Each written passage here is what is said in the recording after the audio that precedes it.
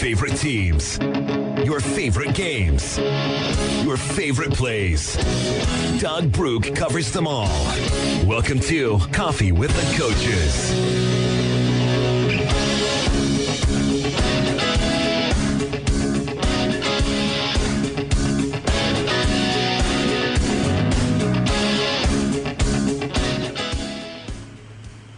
Welcome to Coffee with the Coaches on KSOU. Week one of the high school football season completed last night.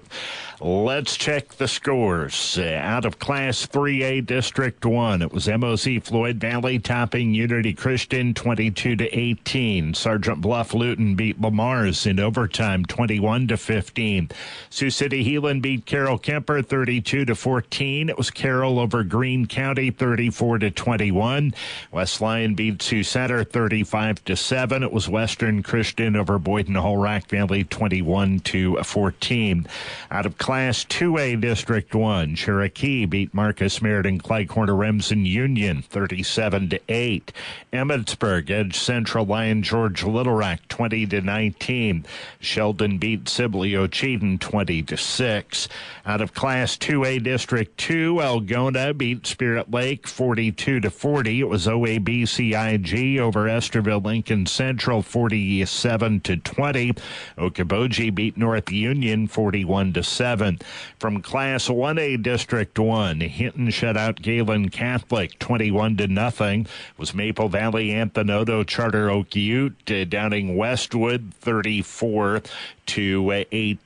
OABCIG beat Esterville Lincoln Central 47-20. Ridgeview shut out Akron Westfield 10-0. It was West Sioux over Hartley Melvin Sanborn 49-14. Woodbury Central beat Lawton Bronson 32-9. Out of Class A District 1, it was Kingsley Pearson over Alta Aurelia 13-8. Sioux Central beat South O'Brien 32-8. And in 8-player District 1, Remsen St. Mary's topped Terrace Lake Park 51-6. West Bend Mallard down Newell Fonda 86-56.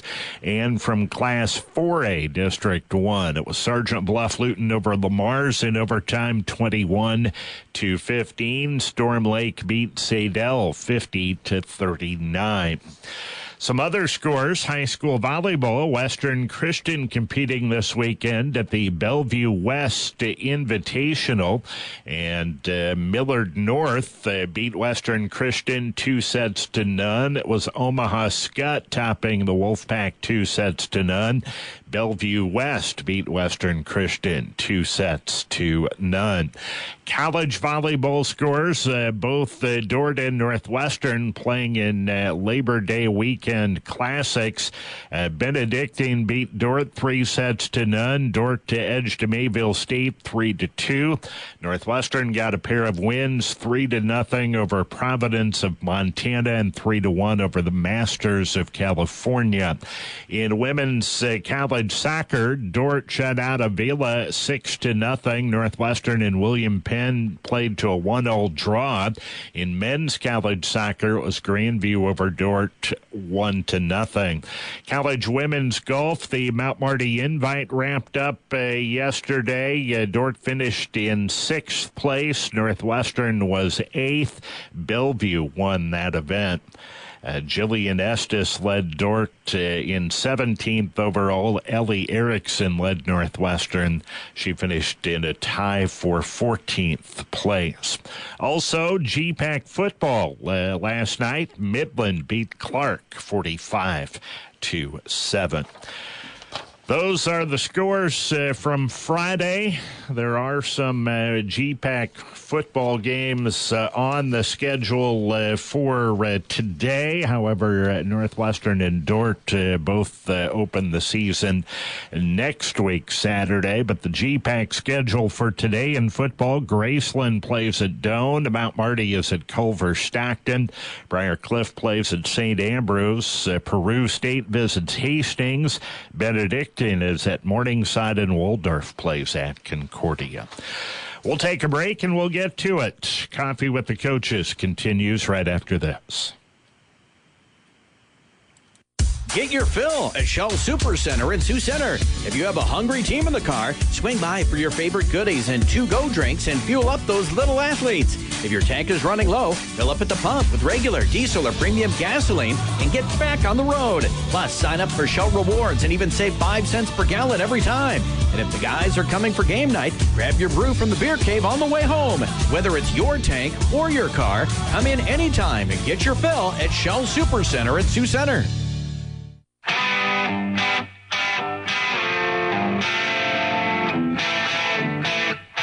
Welcome back on Coffee with the Coaches. We are now talking with Sioux Center head football coach Tim Van Regenmorter. And Coach, season opening loss for your squad, a 35-7 loss to possibly the best team in Class 2A, rated number 3 in some of the polls coming into the season. But you knew it was going to be a tough test. And what were your overall takeaways on the effort your guys put out tonight? Yeah, and credit West Lyon. They're an incredibly good team. And what sticks out to you is just how well they are and how good they are on the offensive and defensive lines. And football's won on the offensive and defensive line. And then, yeah, they played really well up there tonight. So credit to them and Coach Roseboom. Yeah, you're right. They're a really good team. Obviously, you guys lost quite a few seniors from a season ago, 19 of them, I believe I saw.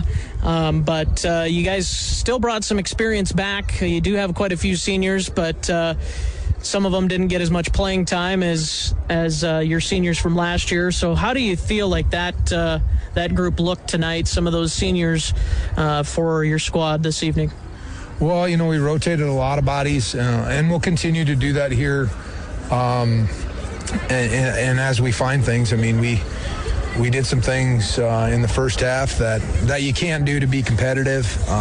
We missed lots of tackles, a breakdown on the punt. Offensively, we're not establishing any consistency with what we did. And, one thing leads to the next. And you saw, a bit of lack of confidence, I would say really one of the straws that broke our back was when West Lyon scored on the punt that we had. They were able to take that opening drive right down the field and march it in. And then, we were 3 plays and out and punted, and they took it to the house. And, that was the one thing, we were a bit deflated from that point, I thought. And that's just something we're going to have to, our response in the first half was not very good. And I told them that at half. And on the flip side of that, our response in the second half was far better. You say, well, yeah, they had the big lead, but yeah, they had the same guys on the field as well for the better part of the third quarter. So kudos to our guys. And I told them we were simply going to look at effort in the second half, because at that point, that's all you can do. And you got to find some positives out of it. And I think some positives for us is, a lot of guys saw the field. A lot of, like you said, new faces that have never seen the field got some playing time tonight. But, as you go and you get film now your job as a coach is to start figuring out who can and who can't play. And, you mentioned the punt return. I kind of mentioned in our broadcast that I thought, if you guys are able to get a stop there on West Lyon on that drive, maybe you can start to change momentum. But that touchdown on the punt return kind of really swung the momentum in their favor. Yeah, we took some really poor angles and missed some tackles in there, and just, things you can't do. And when you play a team like West Lyon, it always... tonight it didn't, but in the past, when both teams are pretty evenly matched, it comes down to special teams, because, if you could take advantage of somebody there, it's huge. And, they took advantage of us tonight, and immediately you see what happens. That the score got inflated real fast. What did you have to say to your team? I know you mentioned a little bit what you said at halftime. What do you say when you're down 35-0 at halftime? Well, it's obvious. It's kind of funny. It's not funny, but it's just not the place we've been. And some of these guys in the first half played more snaps in that first half than they did most of the season, in a varsity game, that is. So when you're that green and you have that many things you have to fix, I challenged them that the only thing they were going to be graded on from this point on was the level of effort that they gave. And I thought our kids did a good job of responding to that. We played really hard in the second half. And battled, got some stops, got a turnover. Offensively, had an opportunity to get another touchdown. But, it's just putting those plays together to create, big moments. That's something that a young team always is going to struggle with at the beginning. Some of those struggles, a couple low snaps, that's something that I'm sure that a young quarterback or a new starting quarterback and a center have to kind of work on. But overall, what did you think of your quarterback, Hunter Van Zee, and his effort? He made a really nice throw down the sideline there to Kyle Testrudy that set up your only touchdown. Yeah, I'm very happy with Hunter, and he's worked really, really hard to be in this, and I thought he handled his moment really well. Like you said, he had some that didn't come off his hand the way he wanted, but then there were some that he did a really good job. In terms of the snap, Jace Bradshaw is kind of a newer center, and, he's doing a great job. So, yeah, some of those are hitting Hunter in the hands, and it's just a case of lack of reps and lack of playing time, and those two will gel as we go down the road here. I'm confident of that, and because they both work incredibly hard. And he just ran into a buzzsaw tonight, so it's about how fast can you dust yourself off and move on. You had a couple of nice plays in the running game with Isaiah Else, and also mixing Cody Sandbolt in there a little bit as well. On the fake punt earlier in the game, you guys were able to convert 4th down at about 9, I think it was.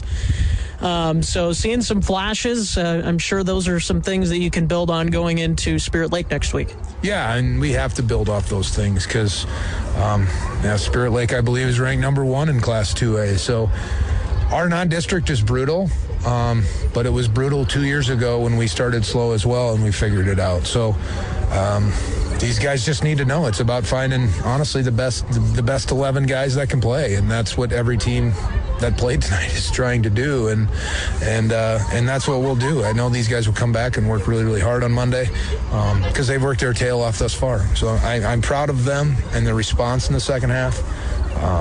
You don't ever like to lose, is what I told them. You can't accept losing. It's just about how are you going to respond from this point on, or truly what will make you a man down the road is how you respond in the midst of some adversity. And tonight was a big piece of adversity. And as you guys were down 35-0, West Lyon was driving, as you mentioned, that interception by Molina for you guys. You guys had the opportunity to punch it in there in the third quarter. Came up a little bit short, the penalty to back you up a little bit. But I know a lot of ifs, ands, or buts, but you guys could have had the opportunity to score there and then make it a 21-point game, make things a little bit more interesting after that other touchdown that you guys had. Obviously, it didn't work out quite that way, but there's got to be some positivity in that sense of being pretty close to having this be a little bit better of a football game, a little more competitive, and giving yourself a chance to win this game. Yeah, we kind of alluded to that play earlier. You just have those kind of moments, and to execute in those kind of moments is gonna change some things around. Would it have changed the outcome? I don't know. Again, our effort was just a lot higher in the second half, and that's what you like to see. They responded from what we talked about at halftime, because to try to break down X's and O's at halftime with the quantity of things that went wrong in the first half gets quite overwhelming for younger guys that haven't seen a lot of playing time. So you can grade out effort, and it's pretty easy to see effort. And that's where we're going to have to go right to on Monday, is who's going to give it and who's not. And you guys didn't allow West Lyon to score in that second half. So there's another building block that you guys can take. And West Lyon's offense played into the fourth quarter before they started to bring in some of their younger guys. Yeah, we did a much better job with of just settling down, and it was nice to see. And we also played a lot of guys. So there was a lot of rotation guys going on for us. So it'll be fun to see the film. And as you try to build off of this, obviously a really tough opponent, as you mentioned, but these types of games, this West Lyon game and then next week Spirit Lake, it's, you probably don't want it really any other way. You get the opportunity to be against some really competitive teams, and if you're going to be successful in Class 3A District 1, then those are the type of teams you're going to have to beat in district play. Yeah, you're spot on. you can beat an opponent and that's lesser than you and walk away tonight and make the same mistakes we made against West Lyon, and those are going to appear. And likewise for the boys, but for us as coaches too. I mean, West Lyon did some things to us defensively tonight that I as the D coordinator didn't make adjustments to. So that makes you aware of what we can and what we can't do. And it's different. It's different personnel, and every year it's a little bit different on what they're good at, and that's just part of the thing. You got to figure it out as you go. So you play Spirit Lake next week, a team that actually beat West Lyon last year to go to the state semifinals at the Unidome. What kind of a challenge will they be? I know it's early. You haven't had a chance to probably watch too much film on them, if any. But what are going to be the challenges when you play Spirit Lake next week? But you also get to go home, so that's got to be nice. Yeah, it's another great opponent, and Coach Bloyd's a close friend, and he'll have his guys ready to go, and they're probably excited to watch the film too, because I'm sure they're hoping that they can tangle with West Lyon again in the playoffs and down the road. But ultimately, we just have to do us and worry about us, is what I would say, and we have to play better next week Friday than we played this week. That is Sioux Center head football coach Tim Van Regenmorter joining us on Coffee with the Coaches. And Coach, thanks for the time and good luck going into next week. Thanks a lot. Thanks for having me. We'll have more on Coffee with the Coaches coming up next.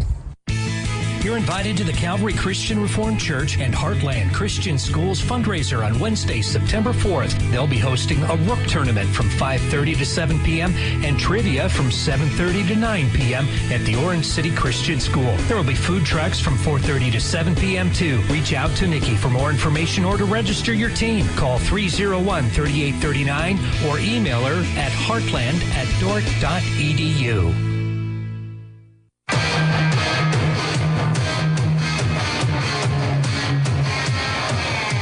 Welcome back to Coffee with the Coaches on KSOU. We visited with both Unity Christian coach Seth Swiderski and MOC Floyd Valley coach Grant Hagstead after MOC Floyd Valley's 22-18 win over Unity Christian last night. We had some technical difficulties with both of those interviews, but was able to piece some of that together. So we'll bring you what we can from both Coach Swiderski and Coach Hagstead. Coffee with the Coaches continues. SOU, we're visiting now with Unity Christian in the season opener to MOC Floyd Valley, 22-18. The Dutch able to come up with a couple of fourth quarter scores, but real competitive opening football game. Exactly what we were expecting out of both teams. I mean, both teams were coming out firing, excited, playing fast, physical football. It was really a dogfight to the end. Hats off to them for finishing in that fourth quarter.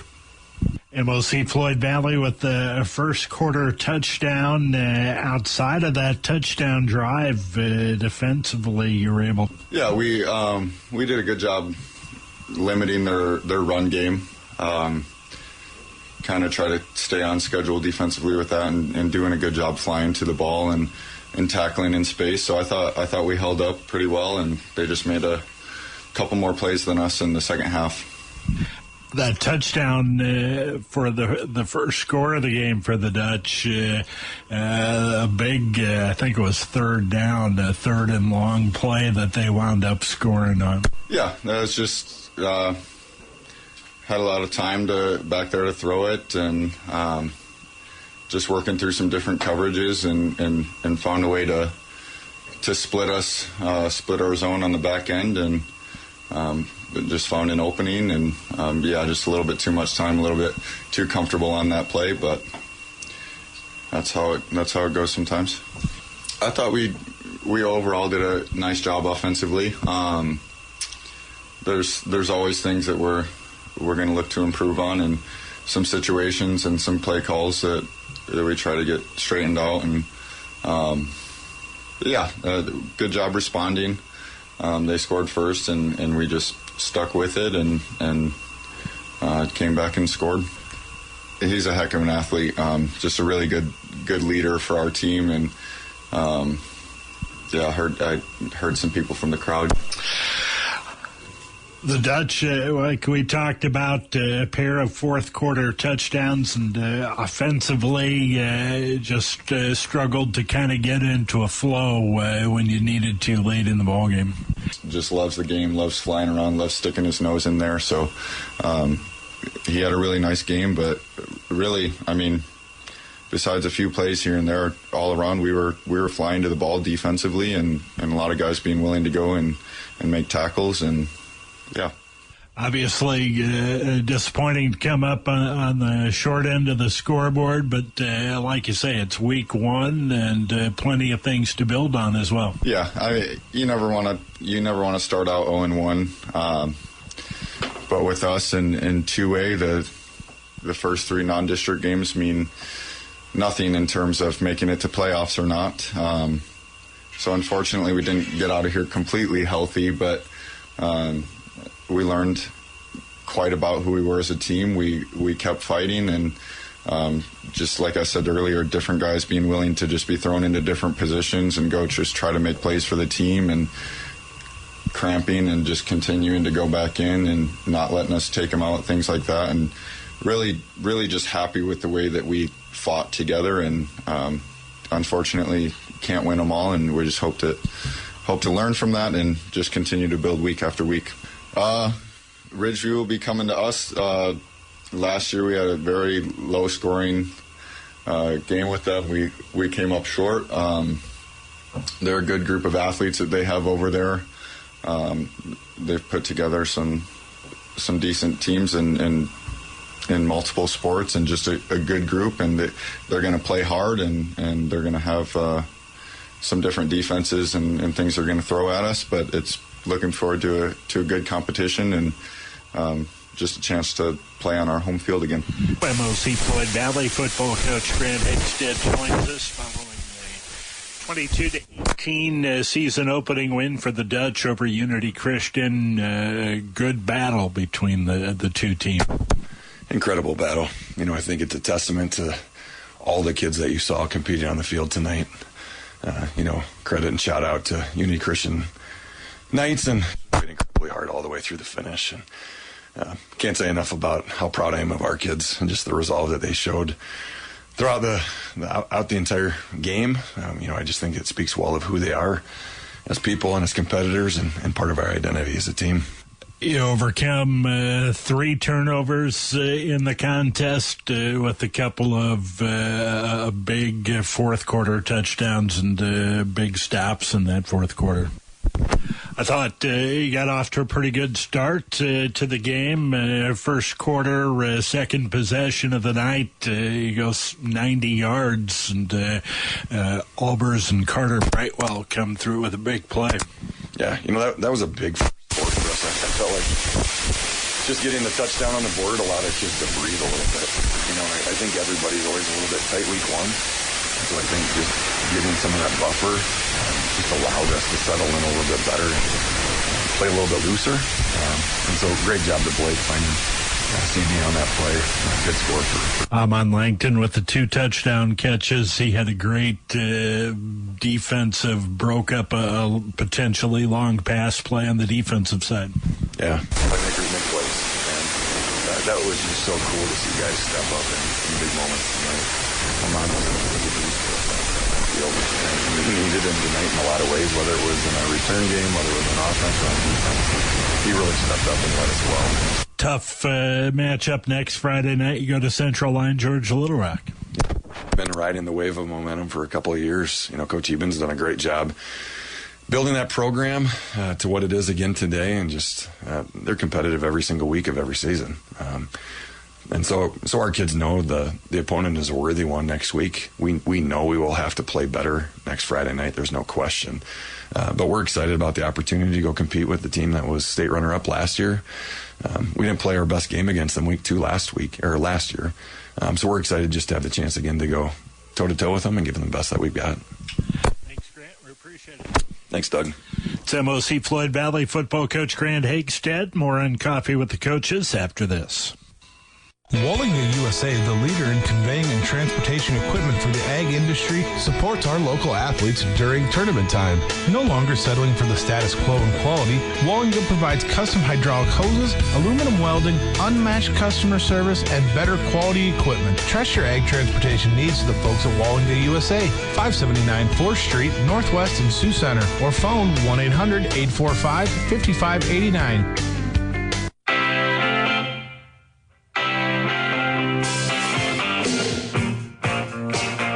Roseboom for Boyden Hall, Rock Valley, joining me. And it's weird to say I interviewed your coach, your head coach, your dad for years. And now I did play-by-play for you. And now I'm interviewing you as a coach. It's surreal. Tonight, you fall. What a great game. You fall to Western Christian, a state-ranked team, a great measuring stick. You got to be proud. I mean, even if you come out with a loss in a game like this. Yeah, I'm going to sound like my dad here, and it's all about blocking and tackling, right? I'll take that from him. But for sure, I mean, you have to acknowledge that team we played tonight is just phenomenal. I mean, across the board, their defense flies around. They're physical. They're just athletic everywhere. Put together with their scheme, it's quite impressive. That's put together by Coach Stichter, and then their offensive. I mean, it's the same story. I mean, they've found a way to create a system where they use their phenomenal basketball players or phenomenal soccer players and create a physical identity. Yep. And it's been transforming that way for years now, and I'm just so impressed with them. But like you said, on that same token, I couldn't be more proud of our effort tonight. It hurts, and I'm so happy that it hurts because our kids believed we could do it. And that is, we're getting to a point where we're creating something where we're fighting in between the ears, fighting those demons of saying you're not good enough, we're not as good, this and that, and we're fighting that with work ethic and controllables. And our guys battled across the board. Was a perfect no. Plenty of mistakes were made, but they were full effort mistakes. And I'm really excited for our guys to dive into what those things are, and then we'll truly find out where we can get better from there. The sacks tonight, your defense just pounding through the hole, and when they pounded through and Netton recovers the fumble and you guys take the lead, you had the whole press box up here just bouncing.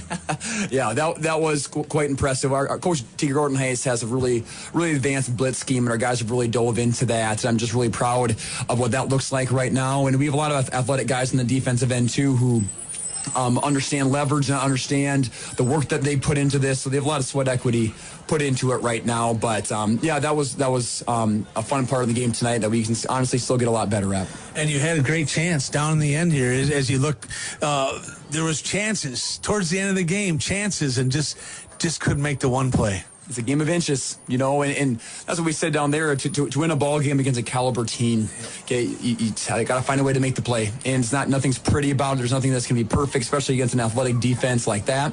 But like I said, I'm so proud of the battle to the end because it truly became a game of inches. In the trenches tonight, your offensive line, they played hard. We've tried to reforge an identity up front this year. We put two guys that were skill position players before. We moved them. They're our two strongest guys, from Braylon Crawford and Trevor Verhoef. We've moved them two guards from playing skill possessions their whole career. And they bought into that, and we've kind of created an identity around Coach Kellenberger, our offensive line coach, calling them the Hogs and making them the premier unit of our team. And right away, obviously, I mean, we knew right away they were going to be sending tremendous heat. They were going to be super amped up, and they were going to stuff things early. But I was so proud of how they grinded down the stretch, and we started getting chunk yard plays, this and that. And pretty soon they're going to burst. But I was so proud of the moxie and grit that they showed up front. Well, thanks, Coach, for joining me. I know you got lots of people down there that want to talk to you. And good luck here as we head into the season in week number 2. Thank you so much. Coach Roseboom on KIHK for Coffee with the Coaches. Sioux County Radio Community Calendar. Brought to you by La Trailita, your local source for fresh, authentic Mexican food. Stop by our trailer across from Culver's or put in an order today for delivery. Open lunch through dinner, Monday to Saturday. La Trailita, where we give your life some flavor. The First Christian Reformed Church Youth Group in Sioux Center will host a pancake breakfast on Monday, September 2nd at the church. They'll be serving from 7:30 a.m. to 9:30 a.m., and a free will offering will be taken to help with costs for their 2025 mission trip. For more information or to submit your event for our community calendar, use the Contact Us form found online at SiouxCountyRadio.com.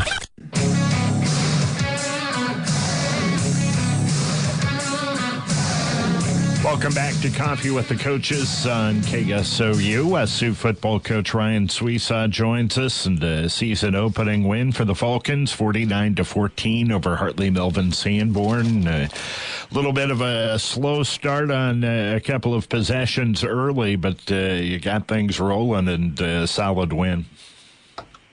Yeah, I thought, after the first couple of possessions, I thought we settled in on offense a little bit better, and we still probably weren't as sharp on offense as what I would hope. We kind of sputtered a little bit, but our defense played lights out. Our kicking game was really, really good. 2 phases of our game was really good, and our offense was good enough. So it was a good opening night win.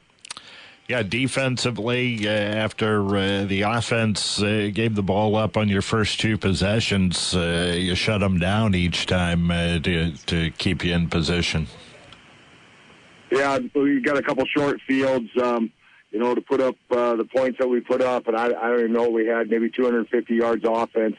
Shows what your defense did. We had a pick 6, and we had another interception returned to like the 4-yard line. So, that set us up huge, and our kicking game was really good last night.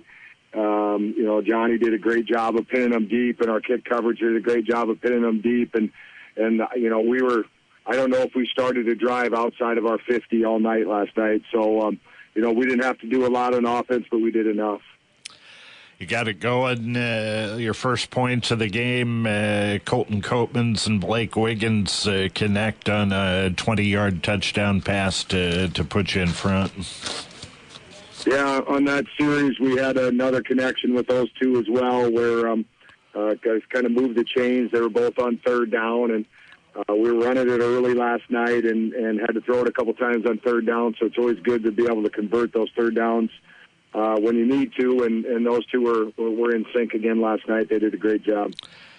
Gavin Garrettson added a pick 6, and then you got things rolling with a big second quarter offensively.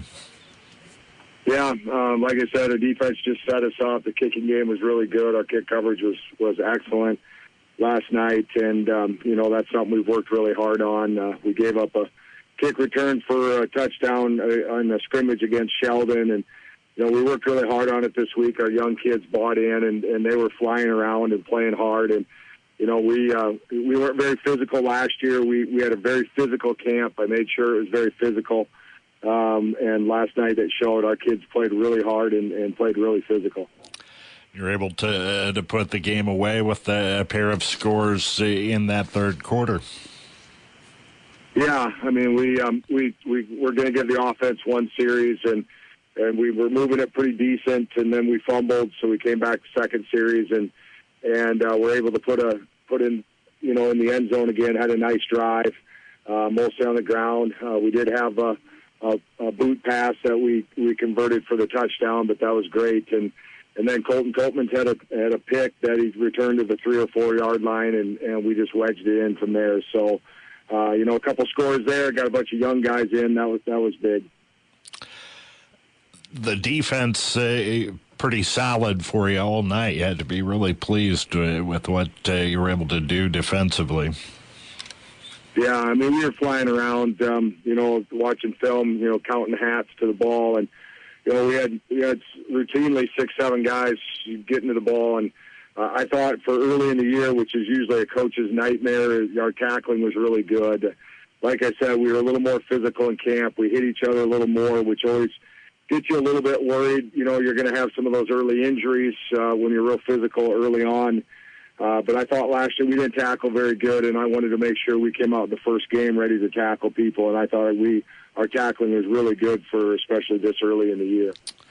Eli Mora and Rico Lopez, a couple of defensive players that led you. Yeah, Eli does such a good job at playing the mic for us. He reads guards really well.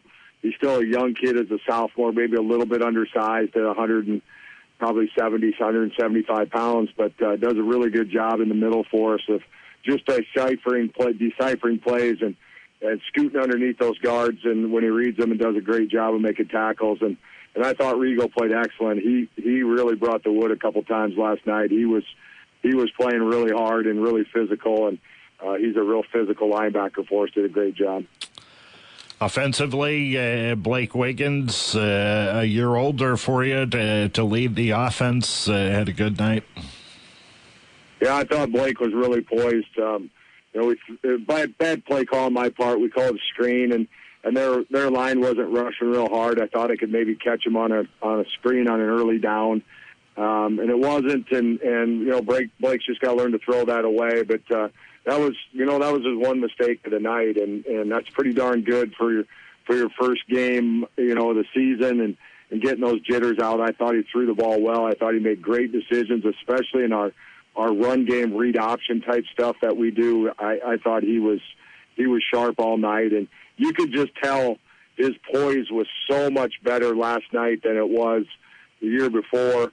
Even after the interception, he was poised and he didn't let it bother him, and he just got right back on it with defense. And then when we got the ball back, you could tell he had reset and it had left his mind, and he was ready just to move on. So kudos to him. He's really grown up in a year. A good way to get the season started. It's been a long time coming from that last loss to Trainer last year to Game 1 here this week. Yeah, it seems like it flew by, actually. But, it was a long off season, with the weightlifting. And I told the kids before the game, they've done everything we've asked since we got beat by Trainer last year and maybe didn't have the season that we expected. They've done everything that we've asked of them to prepare themselves for last night's game, whether it be the weight room in the off season and getting out for track and running track and doing those things that make you faster, and agility program in the summer and the plyo program in the summer, and then turn around and have 3 hard weeks of camp, like I said, which was a very physical camp for us. They did everything I asked of them. They worked their tail off, and then they executed last night. So, if the practices are hard, the games are easy, and they kind of showed that last night. You look ahead to next week and a tough challenge with Boyd and Hull Rock Valley. Yeah, Jamie does such a great job, Coach Roseboom, of just getting his kids in the right place and having them play hard. And, they present a challenge. They have so many kids out, and, they're just so deep, and they just keep running guys at you and different wide receivers and stuff. And, in Rock Valley, Boyd and Hull, they've always been known for athletes, and they have great athletes and good kids. And so it's always a challenge facing them, jumping up a couple classes. And, we're really looking forward to it. Last year they kind of stuck one on us a little bit, and we want to go out there and show that we can jump up and still play with those guys. Hey, thanks, Ryan. We appreciate it. Congratulations on the win last night. All right. Thanks, Doug. That's West Sioux football coach Ryan Sweesaw joining me. Coffee with the Coaches continues after this. As the chief buffet officer here at Pizza Ranch, I get all kinds of buffet questions from guests. Here's one from Mia. What's your favorite Pizza Ranch buffet item? Great question, Mia. This may be cheating, but I picked them all. The pizza, the chicken, the desserts, the fresh salads, and all the sides like mashed potatoes, green beans, and corn. In fact, the sides are so good, I don't call them sides. I think they should be called middles. So come on in and get your fill of the best pizza, chicken, salads, and middles around. Pizza Ranch, everyone's favorite buffet.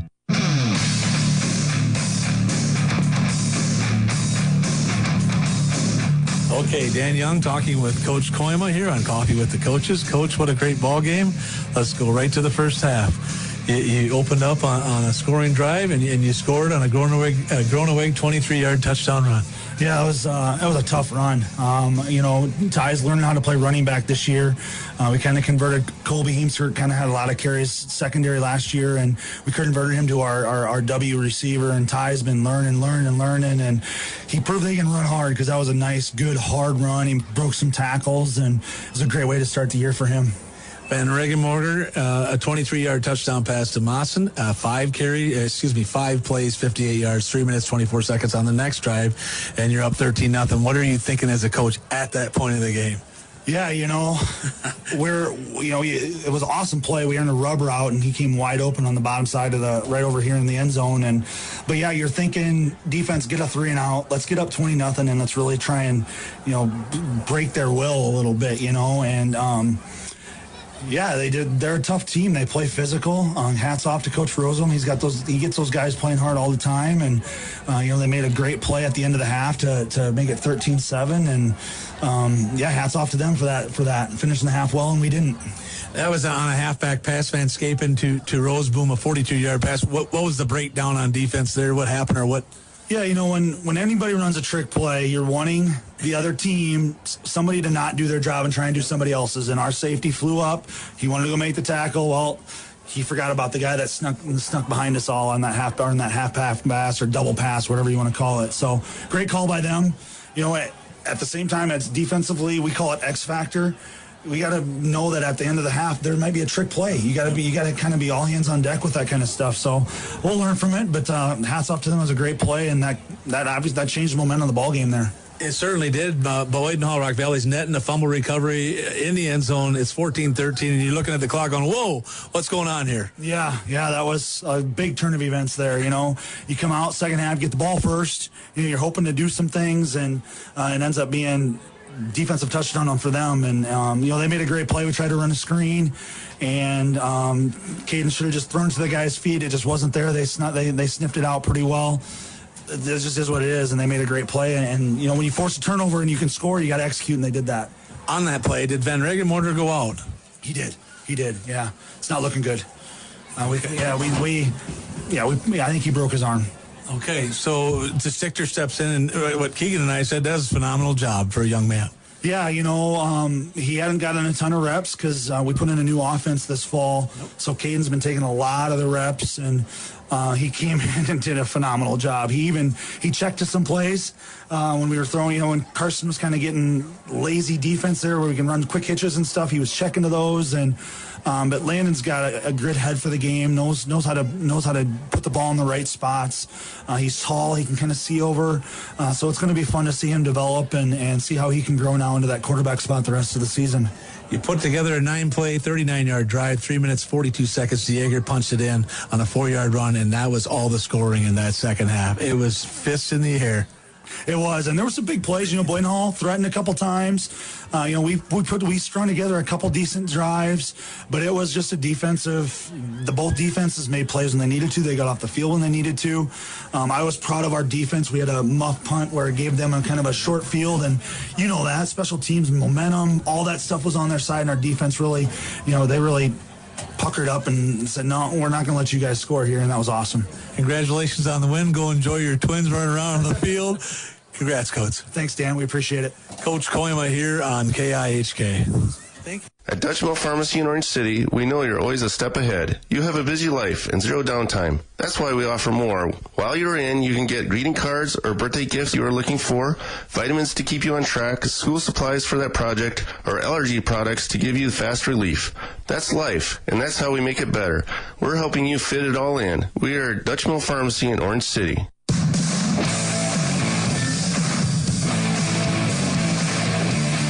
Sioux Center volleyball coach Julie Oldenkamp joins me as Coffee with the Coaches continues. The Warriors got their season underway on Thursday, playing host to several teams. And Coach, coming into this 2024 season, you have to be excited. You return almost everyone from last year's squad. Yes, we do return all of our starters, and we're very excited just about the experience that we have and how strong the girls have gotten over the course of a year. Many of them are multi-sport athletes, and you can just tell that year of development that they've had. It's really fun to see them put that on the volleyball court. We're very excited about the season. You had a good year a year ago, wound up, I think, second or tied for second in the Siouxland Conference. Tell me about this year's squad. Who are some of the players you're going to be leaning on? Yeah, the exciting part about this year's squad is that on any given night, anybody can really go out there and shine. We have a really balanced attack. One of the seniors that comes to mind that has the most experience is Margot Scheidemann. She's been playing for us since she's been a senior, and last year started going 6 rotations. So she's obviously a go-to player for us. We have Macy Schmalbeck back in the libero spot. She brings a lot of consistency in the back row. Our setters, Lainey Franken and Romy Bleeker, returned from last year, and they've really worked hard in the off season to improve their skill set. It's fun to see that. Other senior hitters, Michaela Vanderwall, she's a real strong player, real force at the net. And then we had some freshmen on the court last year that have really improved now as sophomores. Marion Franken, she's a big presence there in the middle. Really has improved her blocking skills, and so it's fun to see those kids, as well as a couple juniors, Avery Bittker and Courtney Schmidt, just sophomores last year, jumping into varsity. It was a little overwhelming at times, but they too have played quite a bit in the off season, and it's been fun to see just their growth. So yeah, the whole squad is returning, but everybody has definitely improved too. Are there any younger kids that also might see some action for you? Yeah, we've got some other kids that have been practicing really hard and have gotten some time in some summer opportunities and some early season scrimmages here. And so it's really fun to see them just push and raise the level of play. Addison Branson's a sophomore that didn't play a lot last year, and she's played really hard. Kaylee Traver's a junior, and she's also been playing some back row for us, and another exciting player. I would imagine with all the returning experience as far as where you're at heading into this season, probably ahead of where you were a year ago. Yes, absolutely. I think the girls feel a lot more comfortable playing with each other. And last year we had 2 freshmen on the court. Varsity volleyball is a whole lot different than 8th grade volleyball, and so we feel a lot better. Georgia Vanderberg is a sophomore too, and another year of experience for her has just really seen a ton of growth. And so I feel great about where we're at. Obviously, we're working for consistency to play at the highest level possible, and that just comes with some competition. We're thankful we had a little bit of that to start the season here now, but yeah, we are excited about what the opportunities are for the season. What are some of the goals you've talked about for this squad? Yeah, we haven't really talked about a ton of specifics. We want to be playing our best volleyball at the end of the season. These girls are hungry, and I can tell there's just been a few conversations like, we're not doing that like we did last year, and so that's just fun to hear those seniors and upperclassmen talk that way and just say, okay, we want better, we want more. So it's not as much specifics as just keep climbing and keep growing, and that's what I prefer too, is just like, how can we continue to get better every day? That's part of our mission. That's part of what we always strive for as a program, is just constant improvement, and so that's really what we're after. You moved from one of the smaller, if not the smallest 4A schools a year ago to 3A, but that doesn't mean it's going to be easier. Absolutely not. That's the understatement of the day, Doug. So it's exciting. I mean, we love competition, and we have local competition that's going to be strong. And across the state, 3A is loaded. But these girls are up for the challenge, and we're thankful we have good competition right here because not every region of the state has that, and I feel like that's an asset to us. And so we're in 3A. There's other great 3As around us too, but we're going to worry most about Warrior volleyball and just see where that takes us. What about the Siouxland Conference? It's always been a pretty tough volleyball league. Yep, this year will be no different. We've seen a few teams in the summer, and we know who returns which players, and you see a lot of youth that's come up and moved into some different teams around the conference. So another great opportunity to have a lot of great competition right here within our conference. I think there will be a lot of teams that have their eye on that top spot, and we definitely want to be one of those. So. You got things started at home on Thursday night with wins over Rock Valley, Central Lyon, and Boyden Hall. What'd you like about what you did on Thursday? Yeah, it was great to see just so many players contribute in different ways. I can think about bright moments for everybody that stepped on the court, and that's really fun because then I think, okay, if we put all of those bright moments together, that everybody's shining at the right time there together, what could we really have? And so when I see those things the first night out, that just makes me encouraged. Everything from great defense to great, serving, serve, receive, all those pieces. So I was really encouraged by that, but also just to hear the girls just say, like, oh, we need to do this better. We want to work on this. I saw this. That just makes me feel like they're bought in and really just striving to continue to improve. And as a coach, that's all you can ask. What things do you feel like after the first night out that you need to get better at? Yeah, I think we need to get a little bit better at just playing to our level of expectation with our speed of our offense. Sometimes that's hard to let the other team kind of dictate that. So that's one of the things that no matter who we're playing, we want to make sure that what we're doing on our side of the net is what we want. I think we also just need to come with a constant mentality of like, hey, what can we bring? What can we do? How can we make other people guess about how to defend us? And so those are some things that we're working on. You get a little break here. You go to Algona next Saturday, and a chance you get out of the area a little bit and see some teams maybe you wouldn't normally see. Yeah, it's kind of fun to go to that tournament. Good little road trip for some team bonding, and we do get to see some different competition, which is fun. There's some tougher North Central teams that are there that have good quality programs, and so we get some good competition there. And again, like I said, just that team time together. Our JV also goes there, so we get a good following. We don't get to watch the Iowa State football game, but it's okay because we're doing what we love too, and so it's fun, and we're excited about that competition as well. You can keep up with that through during breaks between matches, right? Yep, we got parents on both sides that help us out with that. All right. Hey, thanks, Julie, for taking the time. We appreciate it, and we'll keep up throughout the year. Thank you so much. And Sioux Center volleyball coach Julie Oldenkamp. Coffee with the Coaches continues after this. Service at the Hull Co-op is better than ever before with their new state-of-the-art automotive and truck shop. Tackle any trouble you have on wheels, from the simple wiper replacement or maintenance, DOT inspections, all the way to the big jobs like air brakes, suspension, cooling, full motor, or tranny replacement. The pros at Hull Co-op have the latest tools to tackle what's under the hood. Cars, trucks, semis, farm implements, and trailers. Visit the all-new and improved Hull Co-op today.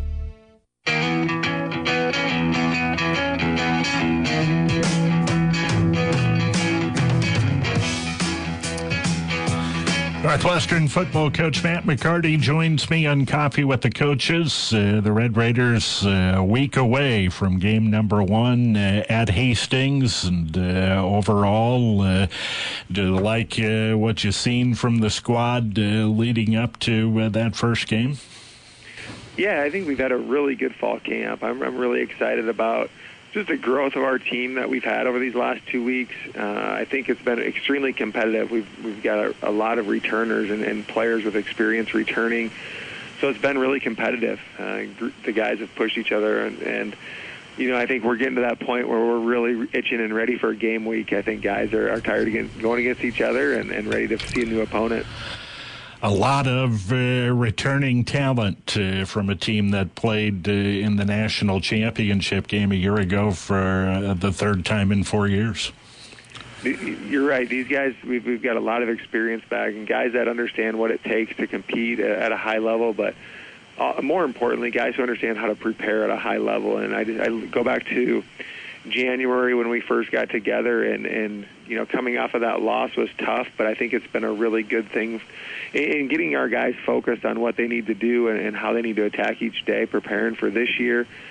And our guys have done an outstanding job, but that experience is huge, and those guys understand how to do things, and our young guys have really followed along and embraced that, and it's something special when you get that wheel rolling and get that ball rolling, and guys, kind of feed off of each other, and that's been fun to see these last 3 or 4 years. Obviously, you found out in June that Jalen Gramstad was going to move on to Nebraska. Well, that's a tough loss for you offensively. What an opportunity for him to see what he can do at the Division I level. Absolutely, and we're super excited for Jalen, and it's an awesome opportunity for him. He wants to get into coaching. It opens up more doors for him and more avenues for him, and we're just excited to see what he can do down there. I don't doubt the kid and what he can do, as he's such a competitor, and just thankful for the opportunity that we had to work with him and all that he's done for our program, and excited to see what happens for him. And it's one of those things with our guys and our program. You obviously you don't want to lose one of your best players, but at the same time, there's nothing we can do about it. We can't change it. Our eyes have to be fully ahead and focused on what needs to be done for this group to grow and be better. And our guys have really rallied around that. And, I think they've attacked things with a little bit of a chip on their shoulder in terms of people maybe doubting what they're capable of now that he's not here. And it's been fun to see that these guys, the hunger that they have. So everybody wants to know, including me, who's going to play quarterback for the Red Raiders. Well, we will put somebody there, I'll tell you that. There will be somebody taking snaps, but, we've had a really good fall camp. We have some really good freshman quarterbacks in our class, and we were really recruiting for 2 years from now, hoping they could have a year to learn from Jalen, but also knowing that Jalen wasn't coming back in June, it allowed us to really, get these guys the ball rolling with them and get them up to speed and learn as much as we could. And they've had an outstanding fall camp.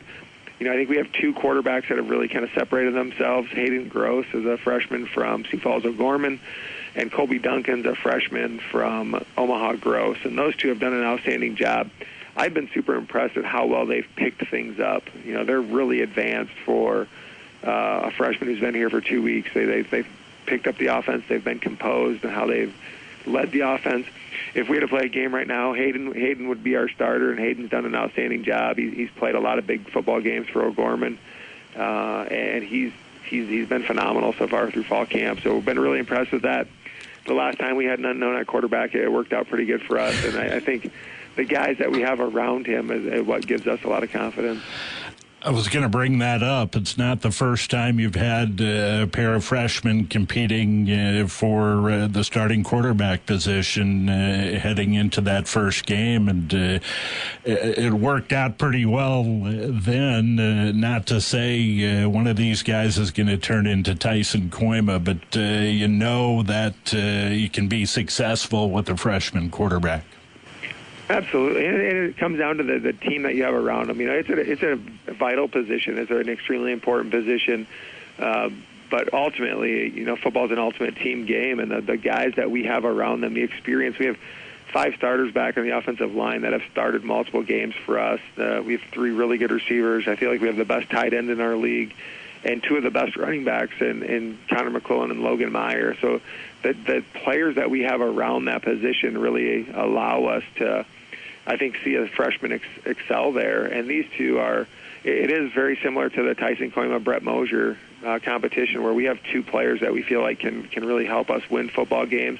I think if we kept Coach Mosier at quarterback back in the day, he would have had an outstanding career as well. But yeah, I think we have something really good with these guys, just their makeup and the way that they do things. Tyson had an outstanding career, and we were fortunate to have Jalen after him with Blake Fryer, and I think, with Hayden and Colby, we've got a couple special ones as well. You lose All-American at wide receiver in Michael Story, but that was a deep group a year ago, and there's a lot of talented wide receivers on the roster for you.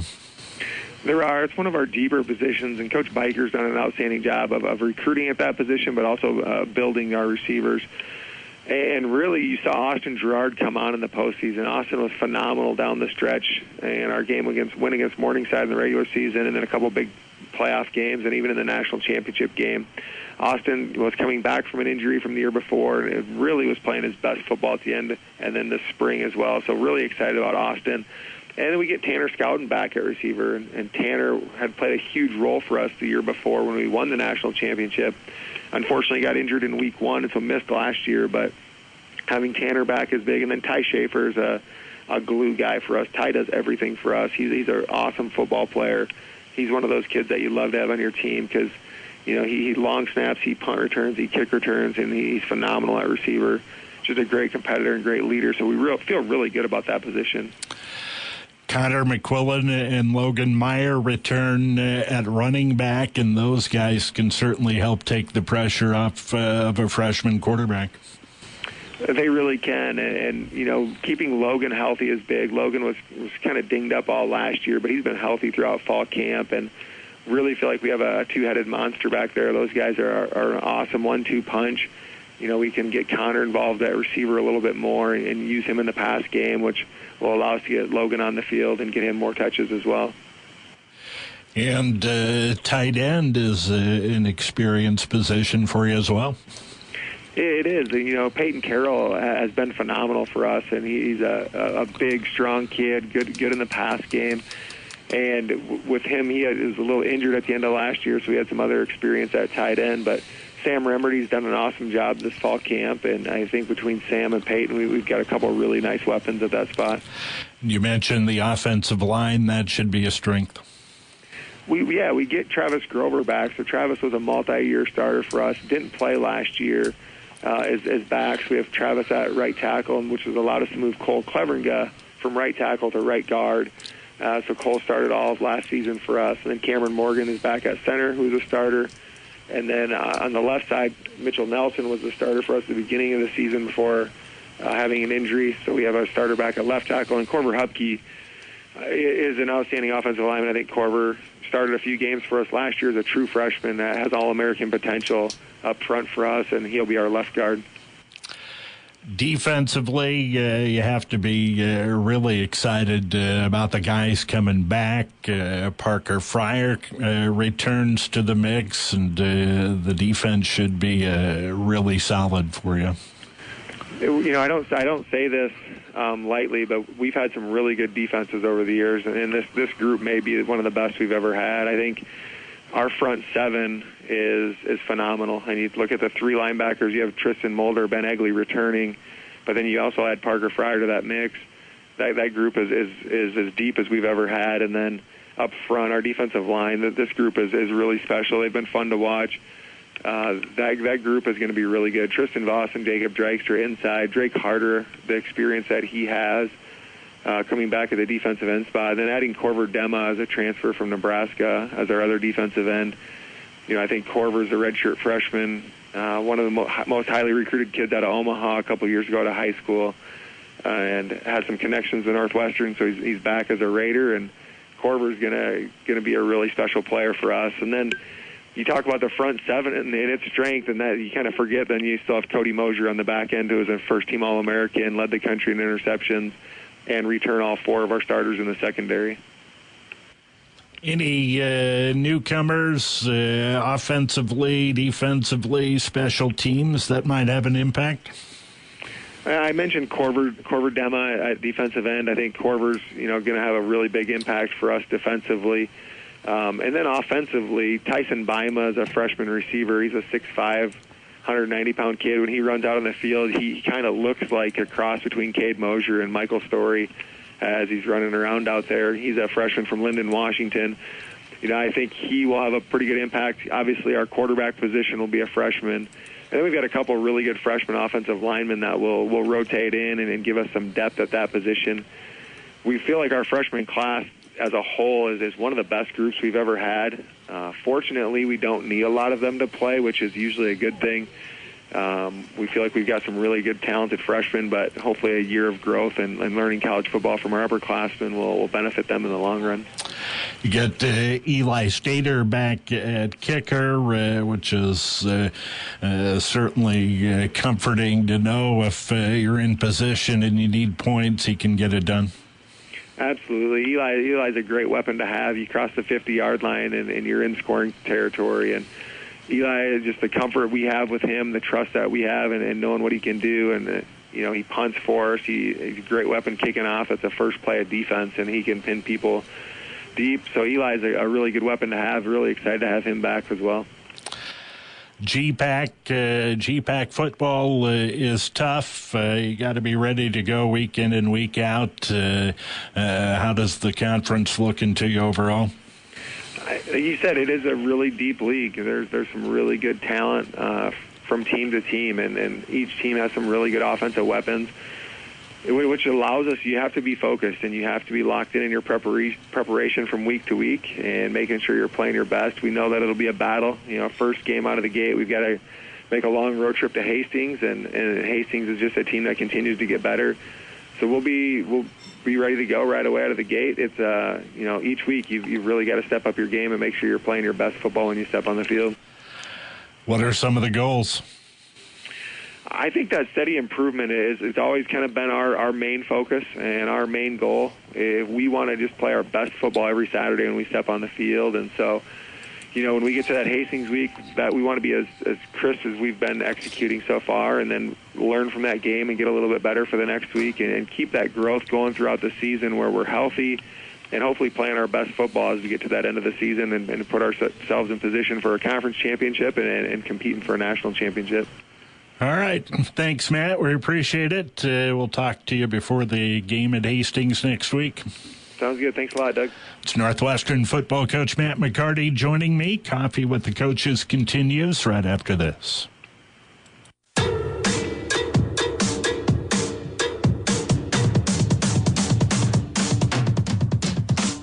Welcome back once again to Coffee with the Coaches on KSOU. That's going to wrap things up for this Saturday morning. Thanks for tuning in.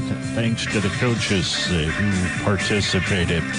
We look ahead next week, Friday night on our airwaves, high school football. Spirit Lake is at Sioux Center on Sioux Ritmo 101.5 and on the Dort Media Network. West Sioux plays at Boyden Hall Rock Valley. That's on 93.9 KSOU and on SCR TV, courtesy of Premier Communications and Premier Bank, and on Hot Country 106.9 KIHK. MOC Floyd Valley is at George Little Rock. Next Saturday, both Northwestern and Dordt football teams get the seasons underway on the road. Northwestern is at Hastings. Dordt plays at Midland. Northwestern and Hastings on 93.9 KSOU. Dordt at Midland on the Hot Country 106.9 KIHK next Saturday. We'll also have college volleyball on the air for you midweek this week as Briar Cliff plays at Northwestern. At Morningside is at Dordt. Of course, Hawkeye football coming up this today on Sioux Ritmo 101.5. Iowa kicks off the season against Illinois State. That's an 11 a.m. kickoff on Sioux Ritmo 101.5. That's going to wrap it up for this morning. For Coffee with the Coaches for Sioux County Radio Sports, I'm Doug Brook.